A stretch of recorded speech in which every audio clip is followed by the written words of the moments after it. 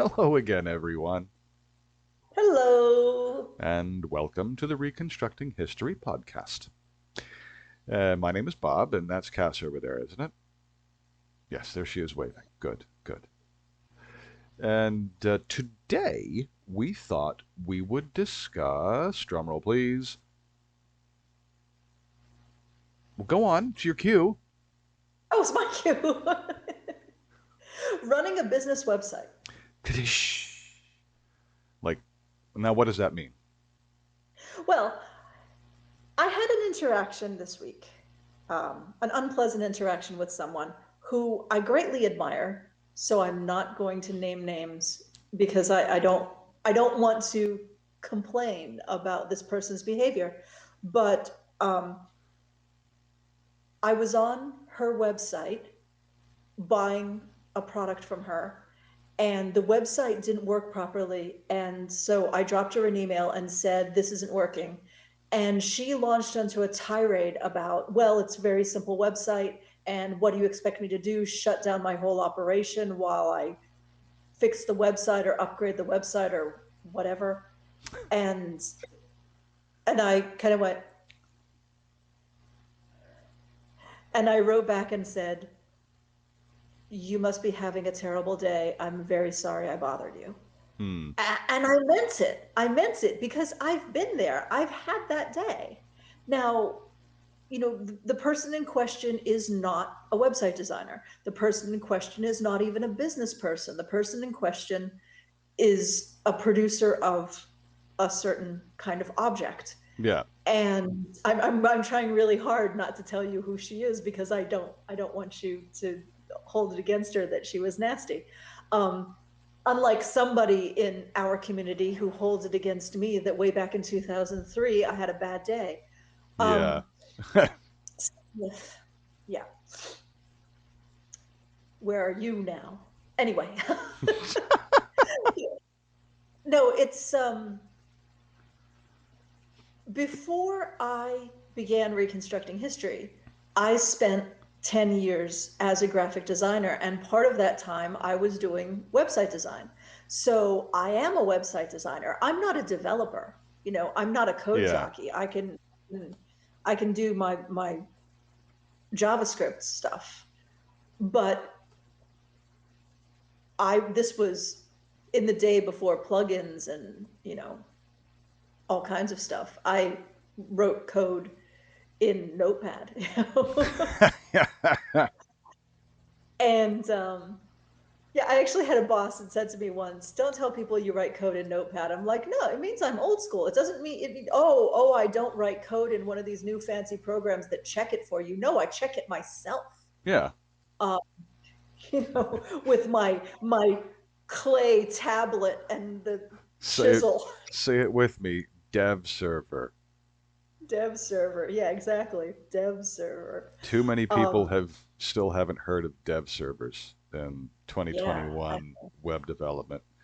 Wow. yeah. Anyway, do go on. I yeah, I worked in the you always we had a server before we pushed to the dev server. We had like a server that we worked on and then pushed to the dev server for testing and then pushed live. Right. So, and still things still break Yeah. because that's the nature of the beast. I mean, it's really kind of weird.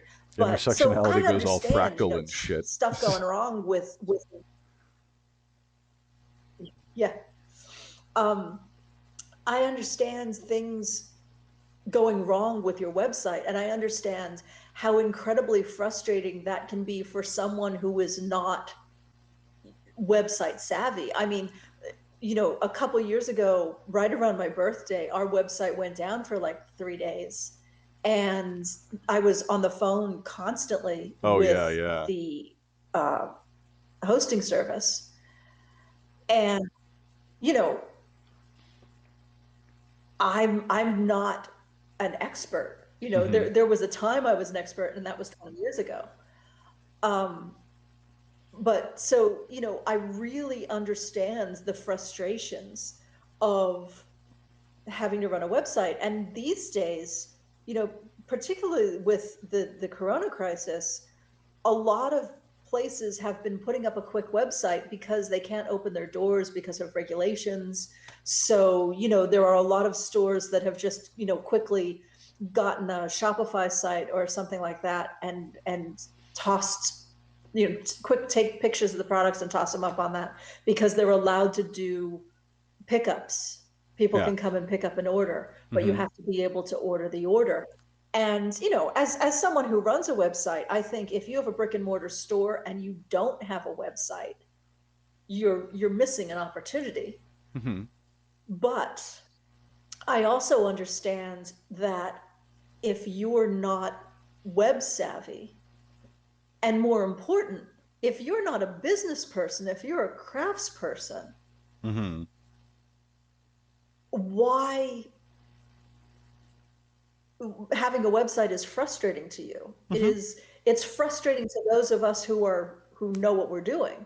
Yeah, but there are And tools out there that my let you build sites. I mean, I'm not talking about WordPress either. The WordPress is usually pretty easy. Like there have been Mhm. services like, oh God, webs.com that has Well, like a shop. WYSIWYG interface that all you do is you don't have to do anything other than upload some images. You're showing your age, boomer. Yeah, I know, right? But no, No, Shopify does a perfectly lovely site, but I'm not even talking about that. I'm talking about um, I would suggest if you are a craftsperson and you want to sell your things online, open an Etsy shop oh God, yeah, because Etsy does everything for you. Etsy markets for you. yeah, they hold your hand. Etsy, yeah, Etsy puts stuff in front of customers. Etsy processes your payments. The only thing you have to do is answer customer messages, and One thing and that yeah, and that's really they easy notify too. you they notify you when you have customer messages. So it's not like you have to keep checking the store. Yeah, They yeah. push you an email.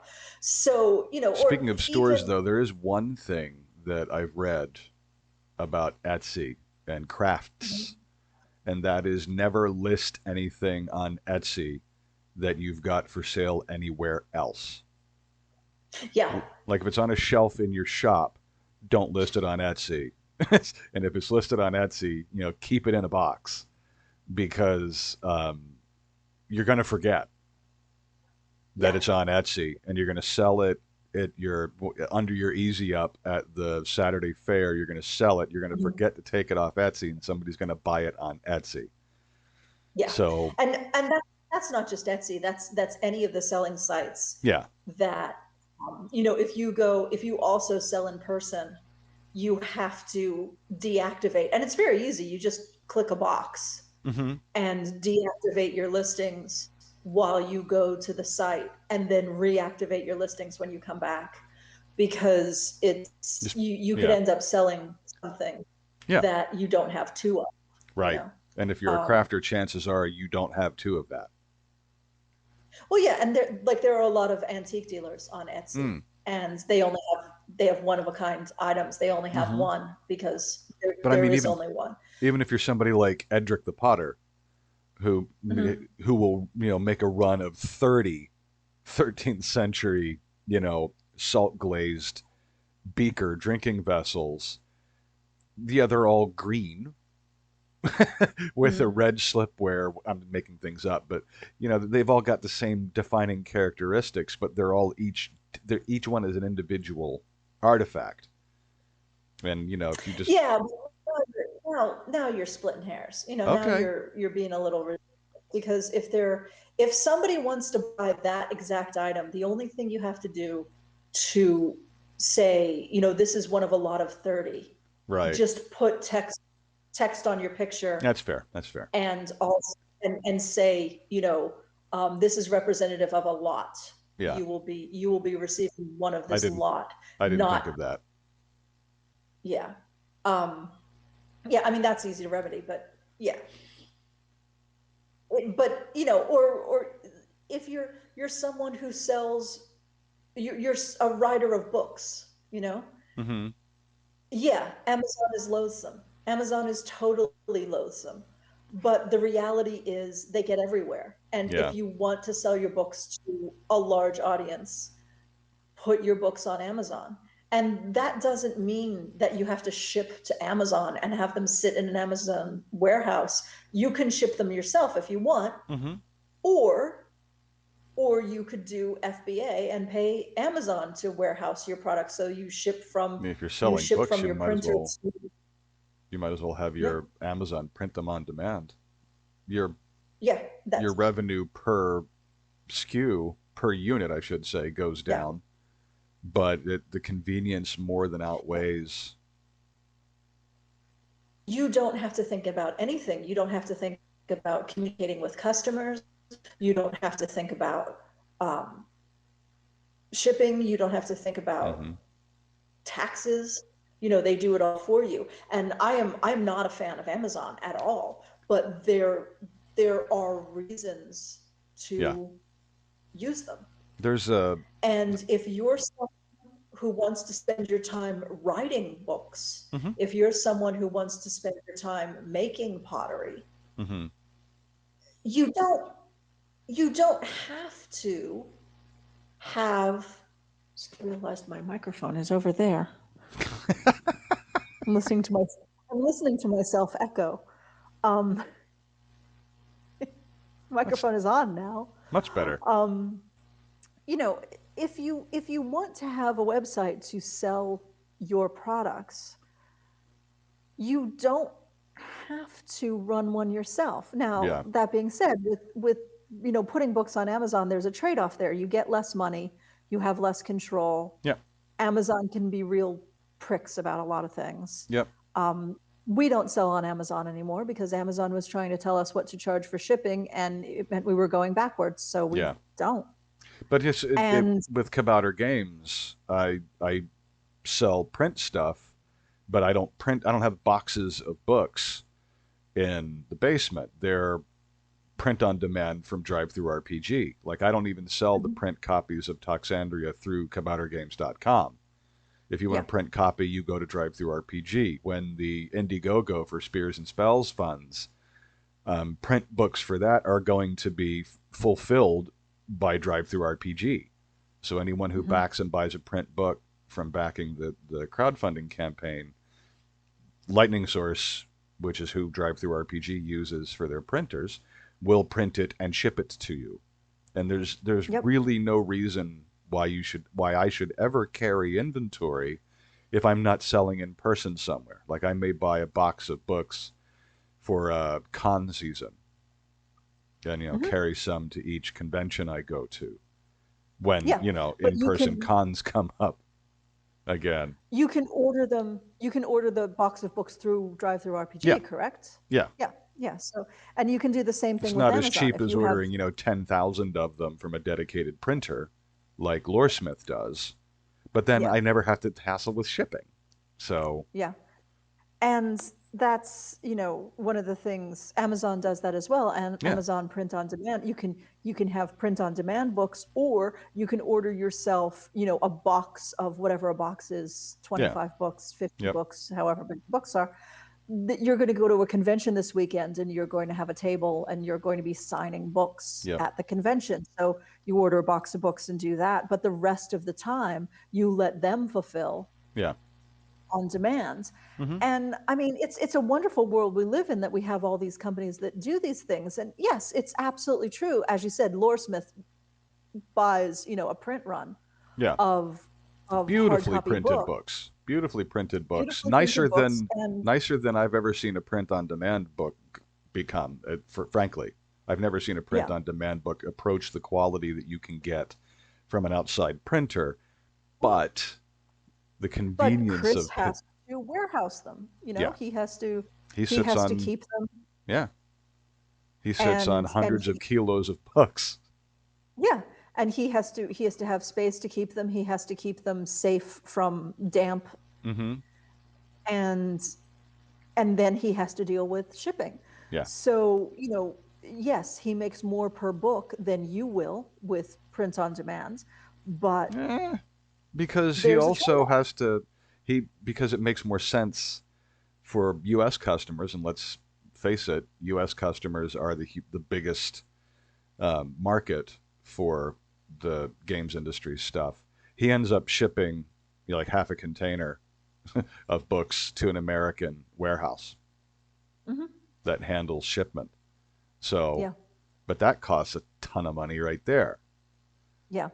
So, It's there are trade-offs to not doing it yourself. And I remember I think I did a blog post years ago where I'd been talking to a number of people who'd asked my business advice. mhm, And I said, I was talking to them about marketing their business. And to a person, they said, "Oh, I don't like to do marketing. I don't want to do marketing." And mm, yeah, you it doesn't matter what you want. yeah, it really doesn't. If you are going to run a business, you have to do marketing. And if you personally dislike it, you have to get someone to do it for you. Yeah.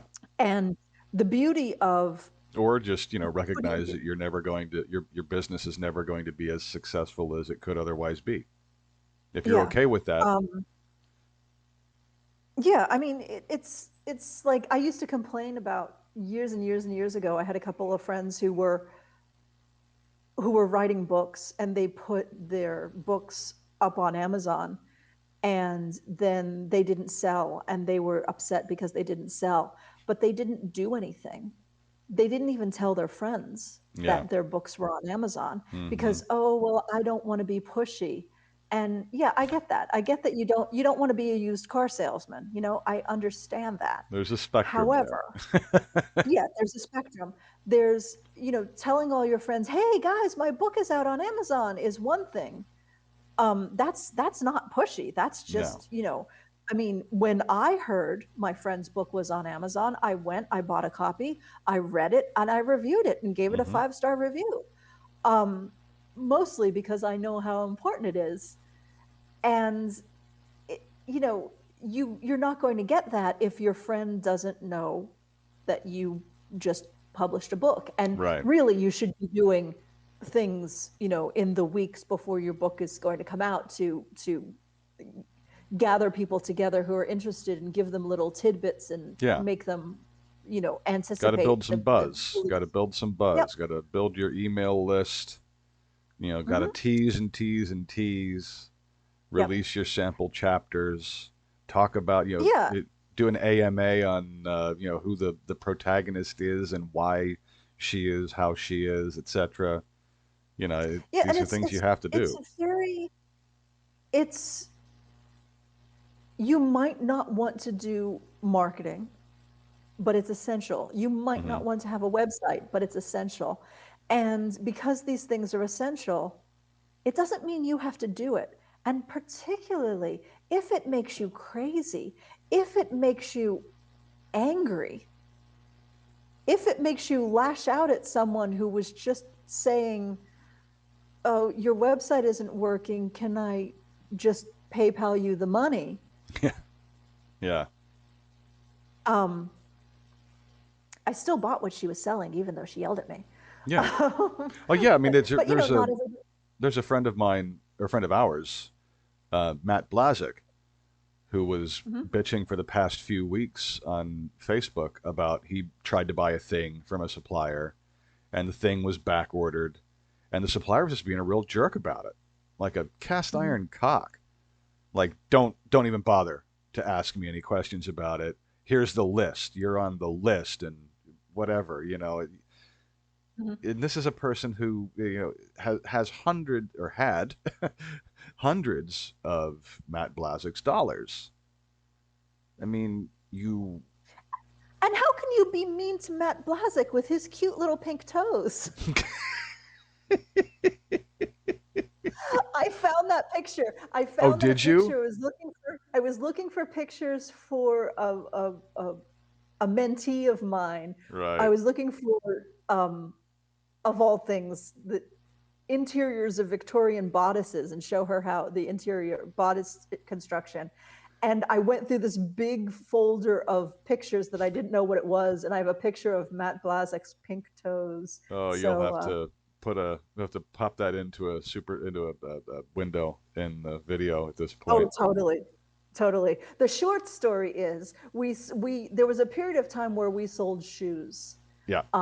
medieval shoes, and we bought shoes in undyed leather because Hmm. we didn't want to buy colors and then have them be the wrong colors and the wrong size and all that. So we bought undyed leather, and then someone would order a pair of shoes and we would dye them for them. And Matt ordered a pair of shoes and wanted them red. So I had my So red leather dye yep, and proceeded to yep, dye the shoes, and then he proceeded to walk around this damp medieval event with his red shoes yep, on, and the yep. dye The damp bled through the grass. leather, Yep. and yeah, he And yeah, and he came into the shop and took his shoes off, and his feet were all pink, and pink, it was the cutest thing pink ever. little piggies. Yeah, but Anyway, yeah. So yeah, so how can you be mad? How can you be mean to Matt Blazek and his cute little pink yeah, toes? but it was like a shining example of how not to serve customers. And this was a Yeah, person who and isn't making anything. This is a person who is reselling things. oh, see And that's bad. That's well, bad. When I it's a person who doesn't actually have inventory and who waits until they get a lot of pre-orders on something and then places an order from the supplier, which is and a then they got screwed with Brexit and or pandemic and or both. I don't really know what they got Yeah. screwed with, nor do I care. But the point is, A, don't flip and do that. Hmm. Either have inventory or don't have inventory. Don't Hmm. don't you keep your customers. I mean, at least communicate. You know, hey, it's going to be 6 months till I can get this order placed, and then 3 months on the other side of that. Hmm. Two, if people contact you asking for an update, I don't know, have a notepad file open with some canned text and copy paste. You Yeah. know, but Yeah. don't shriek at customers and tell them, you know, how wrong they are for daring to ask what you're doing with their several hundred bijou dollarettes. That's a good Yeah. way to get punched in the I throat. yeah, I mean, I have to say I've been there. I've had the bad day. I've had the day where, somebody said the wrong thing to me Hmm. Who and I hasn't? went off. Yeah, I mean, I understand, but I also sympathize with the person who doesn't want to be customer service, who doesn't want to be Yeah, the website designer, who just wants to be the craftsperson or the writer. yeah. And and there are ways for you to do that. And I encourage you, don't make yourself crazy with this bullshit Hmm. because if you don't, I now enjoy answering customer emails because Those it's many years you become didn't. there were many years I didn't want to talk to anybody because it just pushed me too far. Yeah. But now I really enjoy talking to customers. I enjoy getting feedback. I enjoy the interaction. But I remember when it was a source of pain to me. I remember when we would go to a con and we would be gone. The con was over the weekend. And so we were gone Friday and Monday Hmm. and then the weekend. And I lived in fear of opening my email on Tuesday and seeing all the shit I had to go through. It's Hmm. just like paranoia. Um, and that was hard. Yeah. And what happened? You came on board and you started dealing with it because it was making me crazy. Hmm. And I guess the bottom line I'm trying to get at is if some aspect of your business is making you crazy, find someone else to do that. And Don't it's don't think you have to do it all. yeah, and it's definitely worth remembering a lot of the psychology that went into coping with those communications too, because it happened like the ones that would make you really sick to your stomach were the ones where people were complaining, Mhm. and when I replied to them and they saw, you know, a male name in the sig line, you'd be surprised how quickly, Yeah. um, because you know, very few, our customer demographic is not overwhelmingly comprised of men. No. And men respond to women differently and vice versa. And Hmm. it sucks. It's unequal, and that's not the point. True but irrelevant. What the point is if you're say a woman selling Hmm. primarily to women, and you get bent around, you get your stomach in knots when a woman emails you or contacts you to complain about your product. Put your husband in between, Hmm. you know, because your husband doesn't have to know anything about what you do. God knows I still only have half a clue about the Reconstructing History product line. Not true. But, Not true. all right, I'm being self deprecating. The point is that when I first came on board, I didn't know what the person was angry about. And my response would Hmm. be to ask for more information. And they would see the male name and the tagline, and their entire demeanor would change. Hmm. And that's important. That was super important for your mental health, Cass, and it might be for our listeners as well if they're a woman-owned single sole prop small business, and you just don't want to deal with that. You don't want to deal with the marketing. Well, you don't have to. You don't have to deal with it yourself. If you have some partnership that you can bring to bear, you know, even if it's in kind. Like if you make, I don't know, we were talking pottery earlier. You make pots, and you don't know bupkis about marketing your pots, but you know someone who wants one of your pots or a bunch of your Hmm. pots and does know about SEO and search engine optimization and internet marketing and setting up, WooCommerce or whatever Hmm. sites. Work in kind. Yeah, absolutely. Absolutely. You don't have to pay taxes on that. Yeah, exactly. Matter of fact, you can probably Yeah. write it off as a loss because you're trading merchandise for service. Yeah. Ask your accountant. Anyway, there are many ways to go about screwing up a business. There are many more ways to go about being successful. So, Yeah, and I hate to, I mean, customers are hard. Customers can be cruel. mm-hmm. When Spe- somebody is yeah, angry about something, they take it out on you, yeah, and because you aren't a person, you're, an email address. yeah, And I think, you know, obviously I enjoin everyone to be a little kinder to customer service people, but the reality is if it's making you crazy, don't do it. mm, You don't have to run your own website. right, You don't have to do your own marketing. mm-hmm. You don't even have to do your own customer service. Mm-hmm. There are ways you can do it without paying somebody a six-figure salary. Mm-hmm. It's very, very doable. Yeah, And I encourage you to do that, because the best thing about having your own business is that you can do what you like. mm, But the worst thing about having your own business is you have to do everything. yeah. And sometimes And you're not gonna like what you yeah, do. It, and there are ways to get someone else to do it for you. A friend of ours who fell off a roof and broke his ankle um, said, regarding cleaning out the gutters, after he broke his ankle, said, the new rule is if you can pay someone to do it, pay someone to do it. because and And, chances are they're going to be better at it than you. yeah. I mean, if they're putting out a shingle to clean gutters or trim trees or design e-commerce websites, Hmm. chances are they have a pretty good idea how to go about doing that. And Yeah.